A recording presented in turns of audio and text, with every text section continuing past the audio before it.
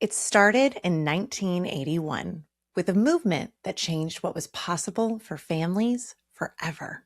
I was the first IVF baby. This was technology that had never been done before in the United States. And for Elizabeth, she didn't fully understand what the big deal was at first. But over time, she came to understand what her parents went through to create their family. And she's made it her mission to educate, advocate, and empower people navigating infertility today. People don't whisper about this anymore. Now people are like, I'm an IVF baby or I have an IVF baby. We've come so far since then. But why is this still so hard? Because if you're trying to build your family through IVF, egg donation, surrogacy, you're not just navigating a medical process. You're navigating access, cost, and a system that doesn't always make it easy to move forward. They're not going to cover that darn medication that you need to kickstart the whole process in the first place. And even now, decades later, those barriers are still shaping who gets access and who doesn't. You are now a member of the worst club with the best members. If you reach out your hand, somebody will be there to take it. In this episode, you'll understand why, despite how far we've come, this process can still feel so difficult, what you need to know if you're trying to move forward, and how you can help. Enjoy. Okay, so just to dive right in, Elizabeth, I mean, you obviously hold a very unique place in American history as the first child born through IVF in the US. And of course, like more than 40 years later, millions of families have built their family through this technology. But when you think back where your story began and where reproductive medicine is today, what kind of stands out to you most? Oh man, I think the thing that stands out to me most is that people don't whisper about this anymore. And what I mean by that is literally people would come up to me and my parents and be like, well, you know, my sister or brother or cousin or da da da da da had an IVF baby and would literally whisper it to us. And now people don't do that. Now people are like, I'm an IVF baby or I have an IVF baby. And, it's like high five, So I think we're Yeah. much more comfortable talking about these things, which is so lovely because I never understood that as a kid. Like I was so proud to be an IVF baby. So it was really weird when people would come up and whisper to me. I'm like, why are we whispering about this? So that's one thing like that always Yeah. stands out to me is like we're finally talking about this stuff in the open. When you mentioned, you were so proud but then you're having kind of this odd juxtaposition. When did you understand kind of the significance of your birth story and how did that conversation kind of start with your parents? Yeah. So, I mean, I always knew that I wasn't born like, my next door neighbor. Um, because, you know, um, my first uh, press conference was at 3 days old. So, I've been in the media forever, right? But Yeah. but it really sunk in probably when I was, you know, I think 7 years old. And I was at a Mother's Day reunion and we screened the movie or Nova documentary of my birth. And I had Oh, wow. one doctor on one side and another doctor on the other side explaining to me, the technology and all the terms. And I'm watching myself be born on the screen. I'm watching my own birth and this highly technical procedure. And they're talking about like it's such a historic moment and, blah, blah, blah. And I'm going like, oh, I guess this is kind of a big deal. Like now I now I Sure. understand why like the media is always following us around. And so that's when it kind of like hit me like, oh, okay, my parents really went through a lot of trouble to have me and this, now I understand it. Now Mm, I get it. But I hmm. always understood that, I wasn't, conceived the same way as, everybody in my neighborhood, essentially. Sure, sure. How did you guys handle, you and your parents handle, like you said, your first conference was 3 days old. So you have all of this media attention, and there's almost this kind of weight of being the first. Hmm. I mean, do you feel like you mostly had a normal childhood, and then, on occasion it was like there's a camera in your face, or how did you guys navigate all of Oh, that? it was very much a fishbowl. Mm. My parents and I had what I call an agent in reverse. You know how when you're famous, you have an agent and they like help get you, bookings on TV and things like that. We had Sure. what we call an agent in reverse, which was like to keep people away from us. So we had people Wow. like screening our mail. The hospital, thank God it was the 80s because we had an unlisted phone number. So we weren't in the phone book. How old am I? We weren't in the phone book. For those of you kids that have no idea what that is, Google it. Right, the yellow pages. Yeah, exactly. Um, so, the hospital would have to call us and say, the Today Show or Good Morning America wants to have you on. Do you want to talk to them? Wow. Blah, blah, blah. So we were lucky to have that. But then there were things like I'm looking at it, it's in my office. Um, the front page of a newspaper printed my parents' home address with like Oh with my a gosh. faux birth announcement of like, oh, baby Elizabeth, 7 pounds 12 ounces. From Roger and Judy Carr lives at blah blah address, and like on the front page of a newspaper. Um, so there were things like that that just were not quite normal. So, and Yeah. I had camera crews follow me to my homecoming dance, which is incredibly awkward, or like my senior prom. And, so like the media has literally followed me my whole life. And so in some ways you get used to it. Um, and in some Hmm. ways you never get used to it. Um, Hmm. and my running joke is that, I can go to the grocery store and people don't know who I am. But if I walk into a fertility conference, it's very odd because people treat me like Mick Jagger, right? So I always say I'm not like Hollywood famous. I'm like C-SPAN famous. It's like a very specific niche. I love it. I love it.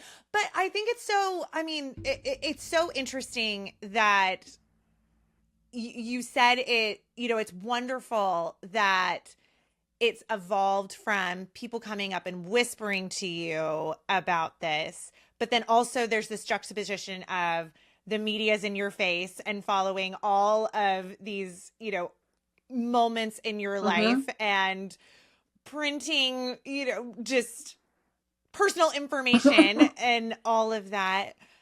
How have you, obviously you have taken that and run with it and used, kind of your quote, your powers for good, if you Yeah. will.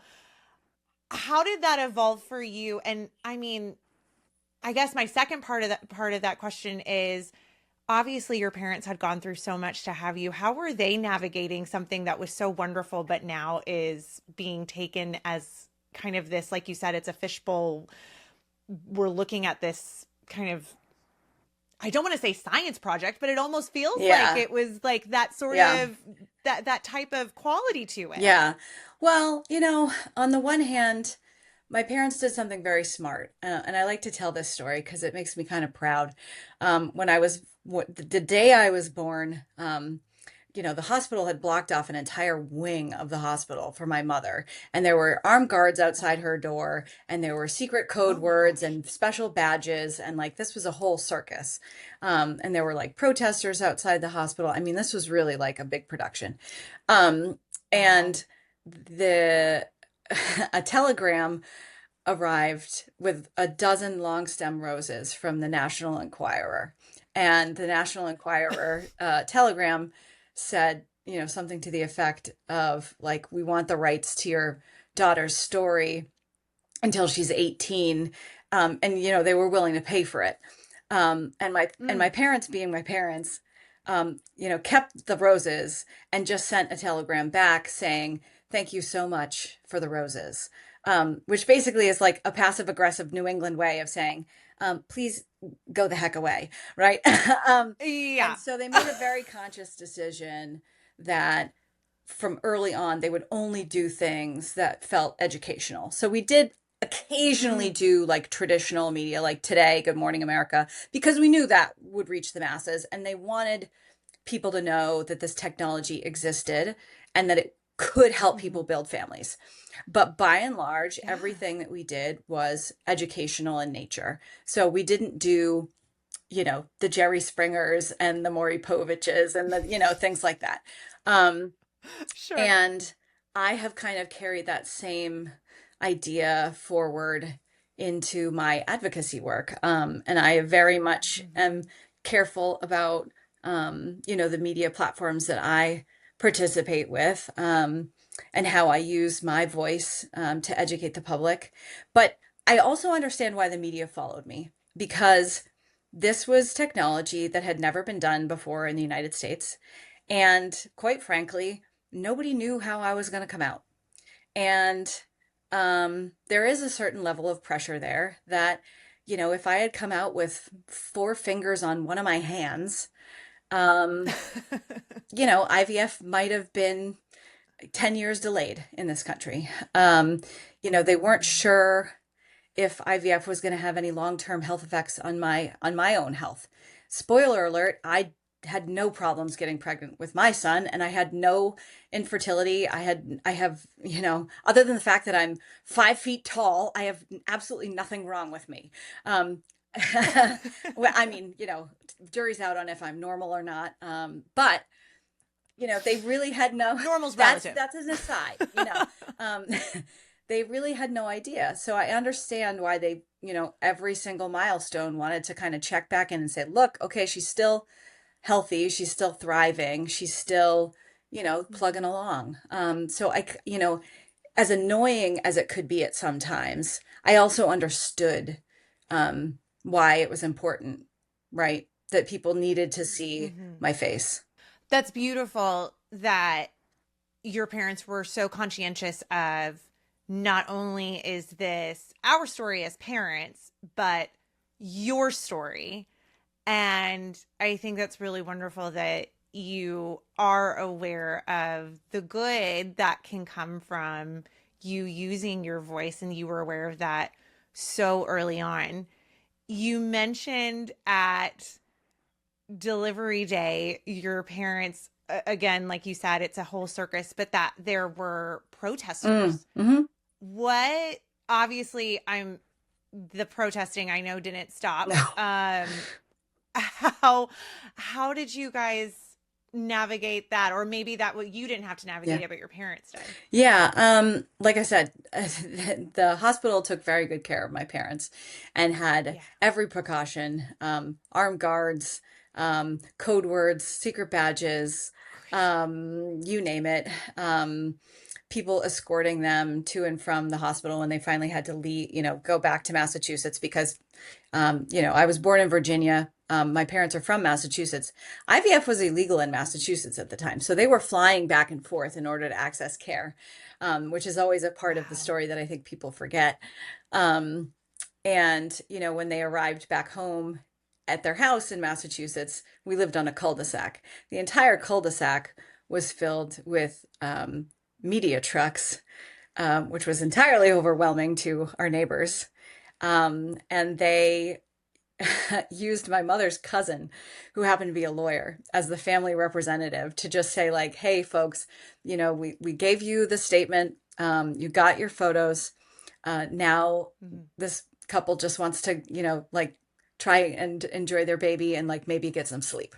Yeah. And, you know, so, they just wanted to try and live a normal life. And Yeah. um, so, there were still people that would like camp out and, send hate mail. And, to this day, Mm. I'm very accessible as much as I can be on social media and my website and my platforms. And hey, I still get hate mail in my inbox and in my DMs, and Mm. that, comes with the territory. And it's just something that, people are like, oh, that's so awful. And while I agree, it's not enjoyable. It's also something that I am used to because I have been getting it by way of my parents and our story my entire life. So it also is just kind of like, it's part of the landscape. Um, but I think they handled it Mm. incredibly well, knowing that, like, well, it kind of comes with, it's the good and the bad. We want people to be aware of this, and so we know that not everybody's going to agree with it, and that's okay. Wow. I'm just imagining, I'm thinking of my own self postpartum and then having to navigate, just like you said, all of these things. And your mom is obviously a rock star. Yeah, Your parents are yeah, obviously rock yeah, stars. exactly. But with that type of just prejudice, I know it's kind of just become normalized to you, but I think there are still so many intended parents and so many hopeful parents and people who, despite the fact that this is not as taboo as it once was, still navigate some of those Yep. questions, concerns, and do still Hmm. whisper about Hmm. that. Do you have any advice for how you navigate that, and what just, yeah, any advice for how you navigate that? Yeah, I'm. Words of encouragement, Yeah, I really. mean, it's one of the, the most frequently asked question I get is, um, how do I tell my child that this is how they were born, Yeah. or conceived? And, it's such an interesting question because I joke that I feel like I've always known. Because how can you not, when you grow up in this Sure. giant media fishbowl? Um, and what I always say is that children are always going to mirror, you know, whatever you decide is acceptable is kind of what they're going to decide is acceptable. And so, the earlier you talk about it and the less of a big deal it is, I think that's the other part of that is like, I really had a hard time understanding why the media was so obsessed with me because in my mind, I was just my parents' child and it was not a big deal. Yeah. Um, and I was just like everybody else. And so it was like, I don't quite understand this. I don't understand this Mm-hmm. station in the world until, I Mm-hmm. watched and I was like, oh, it's less about that. It's more about the history. But in general, it was like, I'm just, your kid. Um, and so I think, you really have to decide like what you're comfortable with and and it's very, very personal. And so if you come into it with an attitude of I'm going to whisper about this, then your child is going to take on that same attitude. And so you have to decide, where your level of comfort is and be very, very honest with yourself about where that line is. And it's not the same line for everybody. The line is Yeah. all over the map, right? And that's perfectly acceptable. You have to decide, when you're building your family, um, where is your starting line? Where is your stopping line? Because there's not always a finish line, right? There's really a stopping line, whether the stop is with a child or whether the stop is you don't have a child, and whether it's by choice or by not a choice. Um, and you really have to kind of sit with those ideas. Um, so, yeah, I think just kind of having those conversations with yourself first is an exercise I encourage people to go through. Yeah. Yeah. Hey, real quick, before we keep going, what if your story is about more than just the outcome? April 19th through the 25th is National Infertility Awareness Week, a movement to change the conversation around infertility, break down misinformation, and remind people they are not alone. This year's theme is More Than. So every day that week, we're releasing a new episode exploring each day's theme, plus our full episode on Wednesday. If you want to learn more about NIAW, head to infertilityawareness.org. And make sure you subscribe to Create a Happy Family wherever you listen to podcasts so you don't miss a single episode. All right, back to the conversation. Obviously, your parents did a great job in terms of, hey, we realize there's a media circus following you, but you're our kid. What was that like for you? How did you think about it? And again, I know you're kind of the Yeah. outlier, but with all of the other kids that are hearing this, what was your own takeaway, I guess? And Yeah. then what would you say to those Yeah. kiddos? So, I have to confess that I thought that everybody had IVF babies. It did not occur to me that it was not the optimal, yeah, I it was not the optimal way to have a child. Because it was so normalized to me, because you have to understand my social circle. Yes, I wasn't conceived the way that my neighbor was, but I also grew up in a very tight circle of like the first 10 IVF babies from the clinic where I was born were all very dear friends. Now, granted, they were younger than I was, but they all were very dear friends. And so I just assumed that like I was going to have an IVF baby and my friends were going to have IVF babies. And it was like the way Sure. you had children. And it just made perfect sense to me. And so um, Absolutely. that was that. Um, so it took me a while to come around to the idea that, like, well, no, actually, there's a different way. Like, they had to explain, like, the traditional way that you have children. Um, and I was kind of wildly uncomfortable with that idea. So quite frankly, I did not like that idea. I liked my way much better. So you just can never gauge a child's reaction. Because IVF was so normalized to me that I just figured everybody did it the way that my parents did it. And I figured I would do it Yeah. that way too, which I did not. So, yeah. Yeah. No, I love that. Again, I mean, like you said, early and often, and it's all about the how your parents Yeah. approached it. And I mean, yeah, that's so funny. My kids, I was a surrogate, and my eldest, I had twins after my eldest, and then I was a surrogate, and they had spontaneous twins.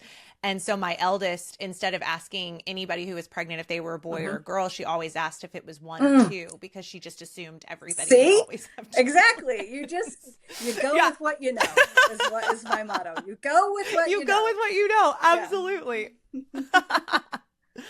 So, e- even though IVF has been around for as long as it has been, so many people still face just all of these challenges as far as just even receiving Yeah. care. Like you said, it was your parents flying to now, there's cost and all of those things. And it is so I just dependent upon where you live, what your insurance coverage is, just all of these things. How do you feel like these things shape the choices that families are able to Yeah. make when they're trying to build their Yeah, family? so I'm gonna say something that is like totally a downer. Um, it takes away choice, quite frankly. It Yeah. really um it does not give patients a choice. Your care and Mhm. access to care should not be dependent on your zip code or your socioeconomic status, or, whether or not there's even a clinic within a 500-mile radius of where you live. Um, or any of those things. And it's incredibly frustrating. And that's like my personal project, is access to care in all the ways in which the word access, is defined, particularly on the insurance front. So, quick aside, I was born in Virginia. Virginia was a pioneer in this arena. Spoiler alert, Virginia Mhm. still does not have an insurance mandate to cover IVF. We are extremely close, Wow. and I've been working on this for like the last 15 years. It is my bucket list item. And so I will not stop until Virginia has insurance coverage. And that's just one of the states that like I'm working on, right? But Yeah. but this is a very real problem that is not quickly solved. Um, Mhm. so we have a long way to go, but just, it's one of the very first things when people talk to me about I'm exploring IVF. Um, I don't ask, like, oh, well, what options are you looking at? I ask, where do you live? And then it is shortly Mm, followed up with, what do you have for insurance? Which is so, yeah. so unfortunate that those are my questions. Um, but that's the reality. And people need to be Yeah. aware of that. They really do, because a lot of people get into the situation where they just assume that they're going to have access to these technologies. And then they get into a position where that is not at all the case. And Hmm. so yeah, you have to be aware of your options. Unfortunately, it's like you have to learn the language of fertility before you even set foot in the country. Um, and unfortunately, most people just get dropped from a plane into the country, and then you have to learn the language. So, yeah, it's incredibly Yeah. tough. It's incredibly tough. Yeah. What do you feel like most people misunderstand about how fertility coverage works in the US? Uh, the biggest one I will say is that the word mandate does not equal Mm, guarantee. Okay. So just because a state has an mm, insurance mandate does not mean that your fertility benefits are guaranteed, or even that every part of the fertility process that you assume will be covered will not necessarily be covered. So unfortunately, you have to read the laws extremely carefully. And if you have a problem reading the laws, mhm. I said I'm accessible. I mean it when I say it. I put myself out there on purpose. Reach out to me and say, I don't understand this. Can you explain it to me? I'm happy to. I do it all the time. Because if you really don't understand the way in which mandates and insurance works, which, listen, it's not fun and sexy. So I get it. It's okay you don't understand it. Nobody really wants to understand it. Um, it's not fun, but it's incredibly important that somebody explains it to you if you don't understand it, and it's okay to admit if you don't understand it. But you should know where you stand in terms of, if your state does have a mandate, what exactly does it cover, what exactly it doesn't cover, Mhm. and just know that mandate does not equal guarantee. Well, yeah, I mean, insurance in general Yeah, is confusing and I feel like it's always yeah, changing. Can you dive in a little bit to maybe just some sure. examples of what you mean by mandate and not guaranteeing, and maybe some of the, I guess, typical bumps Sure. that you see as you have people reaching out Sure. to you? So I think the easiest example, because it's pretty universal, is medications. Hmm. So, for example, Yeah. your state might have an insurance mandate that covers, an IVF cycle, but within that IVF cycle, there's a hormone protocol that you need Yeah. to participate in order to even have the cycle to produce the eggs to even go through the cycle. But guess what? Your insurance is not required to cover those medications, which is kind of Mm. like, hey, guess what? I'm giving you a car, but if you want the steering wheel to drive the car, you're going to have to pay extra for that because we're not just going to give you that.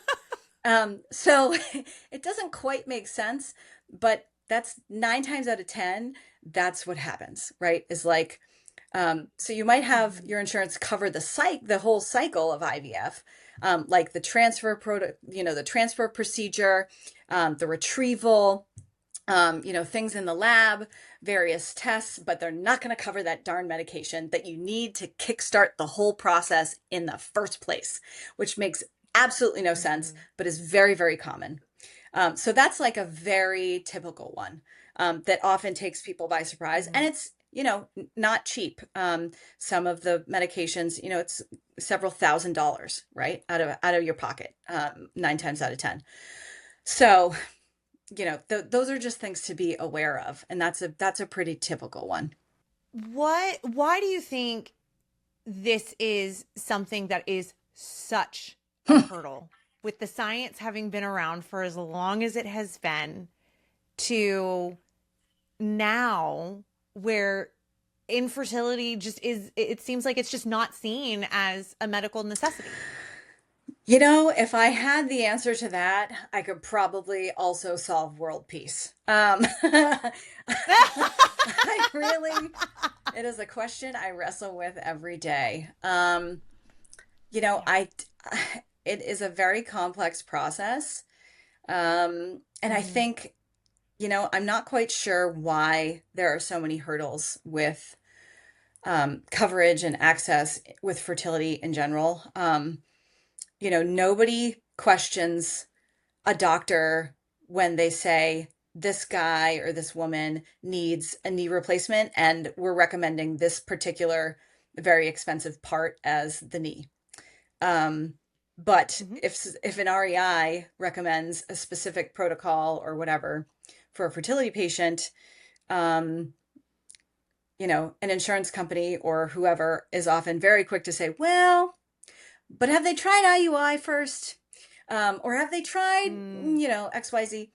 Um, and that often just kind of blows my mind because we're not talking about a knee, we're talking about potential for human life, which I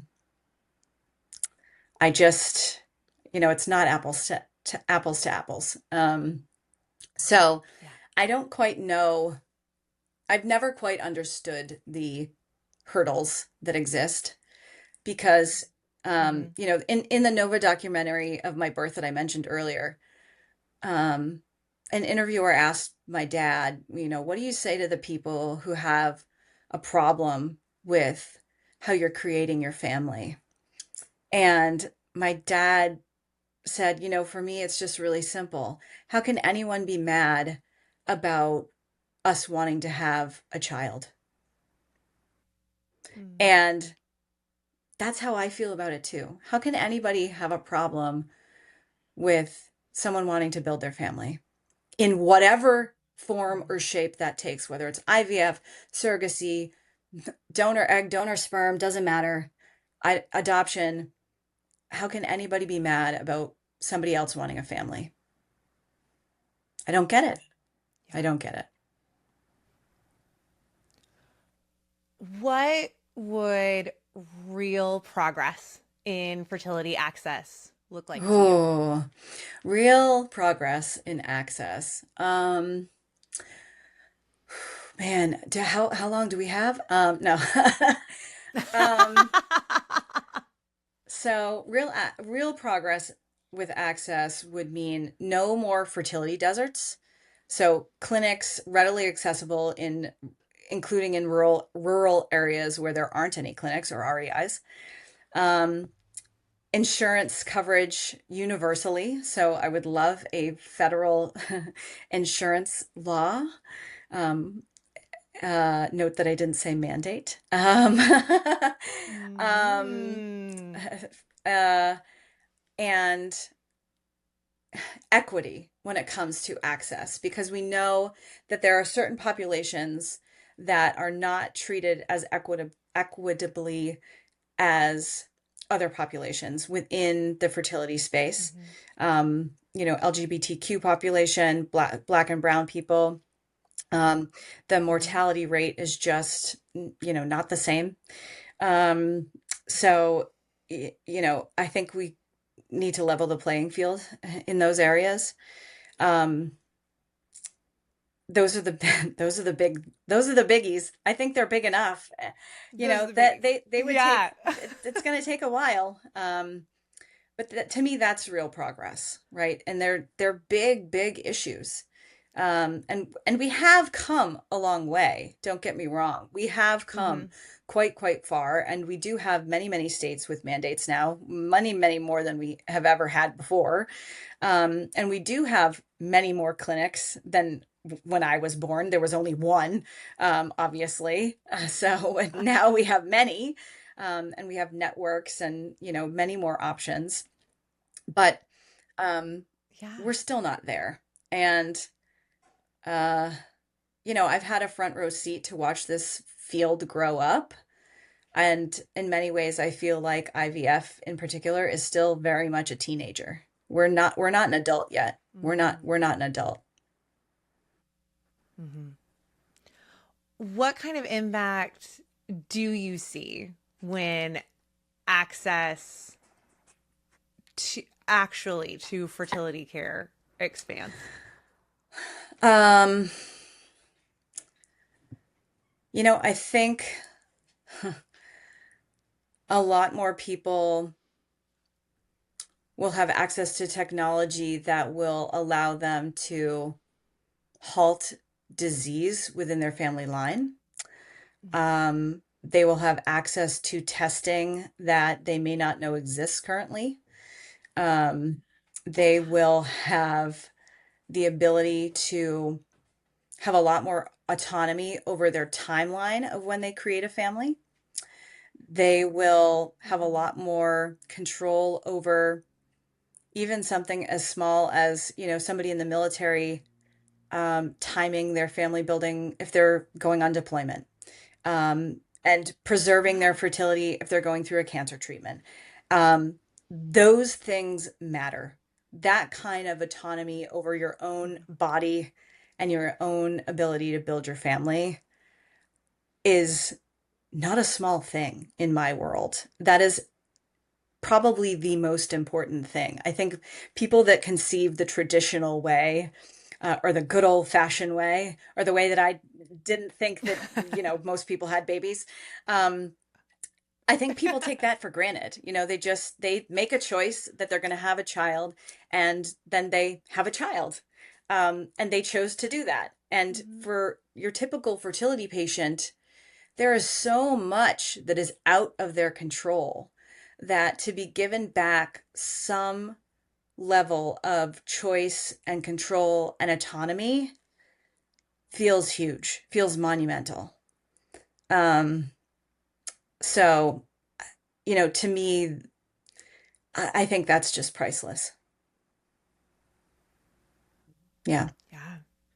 What role can patients and families and advocates play in pushing for broader access to Oh fertility my care? goodness.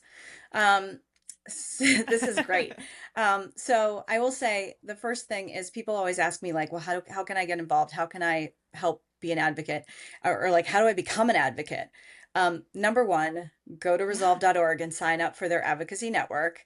There are also other great organizations out there. I'm on the board for All Paths Family Building, which serves all of New England. There's also Families Out Loud that I serve on the board for, which is a phenomenal organization. They have events all across the country. Um, both all Mhm. of these organizations on some level are helping to push policy. So sign up for Mhm. any of those and you will be kept in the loop in some way, shape, or form. So that's easy. That's like, check that off the list. You're done. But also, Yeah. just tell your story if you're comfortable telling your story, because you never know who is going to remember a tiny nugget and piece of information that you shared with them that is going to just sit in their brain until they need to access it. And I say this because I have a real life example of this. So I have a friend from elementary school who knew my story, obviously, because she was in my class and I was always, on TV or in the media, in the newspaper, or who knows what. Sure. And she knew that I was the first IVF baby. Um, and fast forward, she was having trouble conceiving. And she only thought Mhm. to explore IVF because she remembered, oh, that girl who was in my fourth grade class was that IVF baby. And I don't know anything about IVF, but I remember that her parents had fertility troubles and that's why she was an IVF baby. So I'm going to look into IVF. And she messaged me and said, the only reason I looked this up was because I remembered that little tiny nugget of you were the weird girl who was always in the newspaper for being IVF. Um, and That's and amazing. if that tiny little nugget of me being the weird girl who was in the newspaper for being IVF helped her on her fertility journey, so be it. That tiny little nugget is Mhm. what now she has a family, right? Now she was successful in her journey. I helped her find a clinic. Um, that matters to me. I don't care what piece of information she retained. The fact is she retained something that helped her. So, yeah. Well, and that's such a beautiful illustration of why storytelling is so important in this space and not whispering about your sister's cousin's Exactly. brother and being, yeah, because it is more than just the science and technology of it. These are real people. There's a human side of it. And if you are brave enough to tell your story, that is just as moving and wonderful as it is to go to Totally. Capitol Hill. All of those things are needed for to making a movement like this Yes. And happen. also, I will say it's also okay to not share your story. Not everybody is comfortable doing that. And Yeah, so it's okay to not share your totally. story. There are other pieces of action you can take. You can send the email, you can send a note, you can send a postcard, you can pass along a link to somebody of resources. Mm-hmm. You can simply be an ally. You can donate to the nonprofits that are doing the work, the advocacy work. There are so many little micro actions that still matter that add up to the sum of the larger being that you know it's Mm-hmm. it's not one thing, it's all the things put together. Yeah. um, because we all have to have our foot on the gas. It's not just one of us. When you think about the generations that have followed after you, what does that legacy mean to Well, you? first of all, it makes me feel incredibly old. um, And yet not. IVF is a I teenager, mean, remember? IVF is 44 or 45 years old. It's fine. We won't discuss it. No, IVF in the United States is 44. It's fine. I can never lie about my age. um, but but no, what's great is when I was 10, I held in my arms babies 1,001. They were twins. And so now there Wow. are more than 18 million IVF babies walking the earth. And Hmm. that makes me, in a weird sort of way, feel like an incredibly proud big sister to all of them, which, I know technically we're not related. Just Mm. so everybody's clear, we're not related. There's no genetic material. We're not Yes, related. let's make that Let's be very very clear. clear. But I do feel a kinship to all of these children. Um, and I have always felt very protective over everybody that's come after me.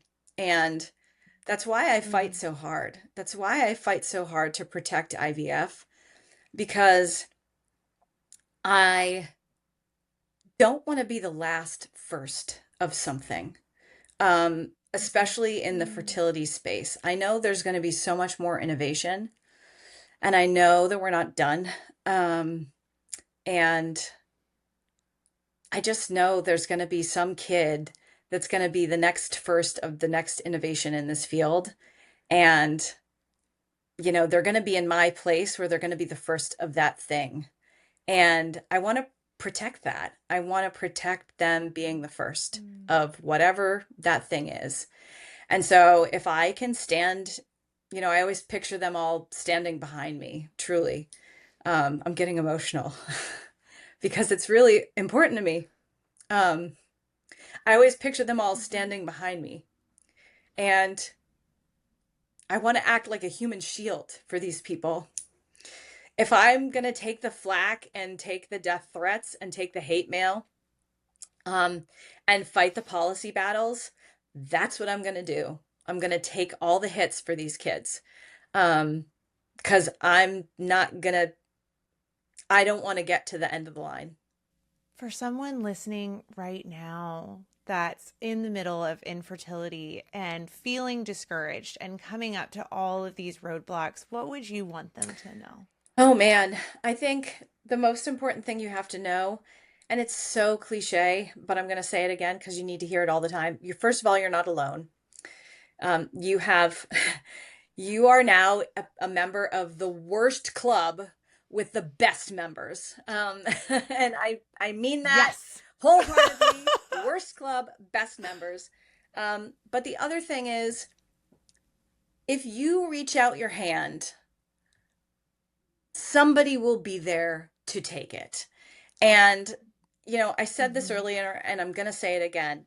Um, I make myself very accessible. And I don't have a staff that answers like my DMs or my emails. That's all me. And Yeah. I set aside an hour every single night, including weekends, to answer every single message I get on my Instagram and on my website. But every single message I get, I answer back. If you ask me a question, you ask me for a resource, you reach out with your story, I read every single one and I answer. It might take me a while because I get a lot of them, but I will answer you. So if you reach out your hand to me, be assured I'm going to grab it.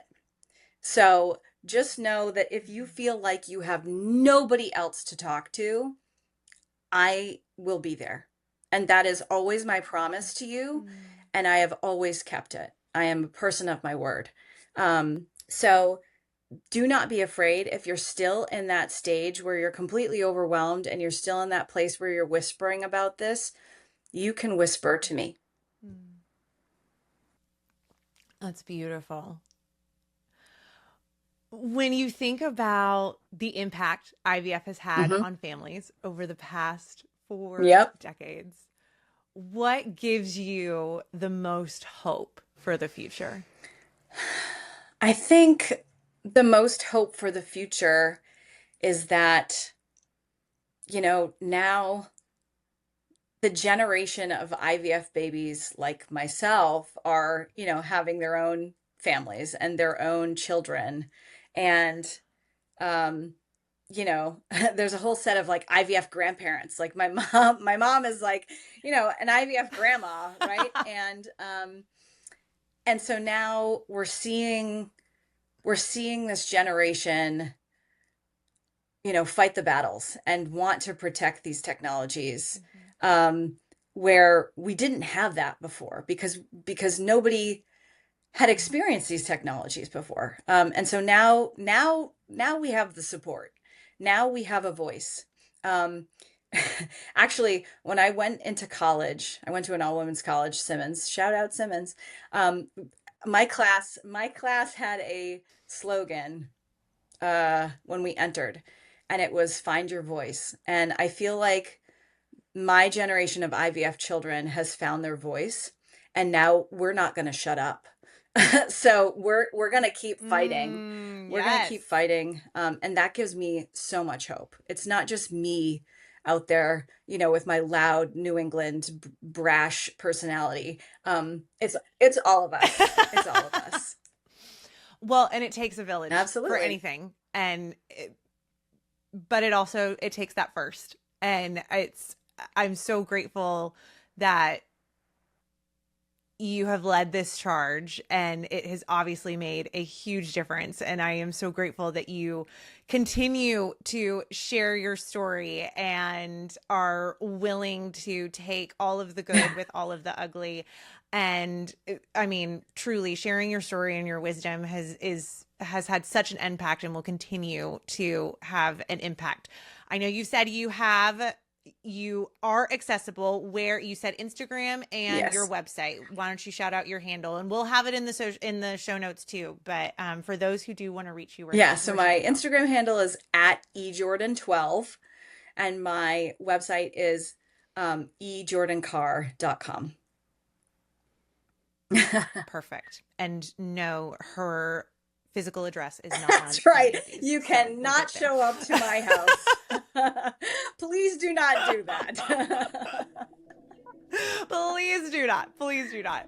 Well, Elizabeth, again, thank you so much just for everything that you have done, are doing, and continue to do. You represent such an important part of history, but just the way that you continue to advocate for families to have access just makes such an impact. And I'm so grateful for your time and just sharing everything with us. So thank you so much, Elizabeth. Thank you so much for having me.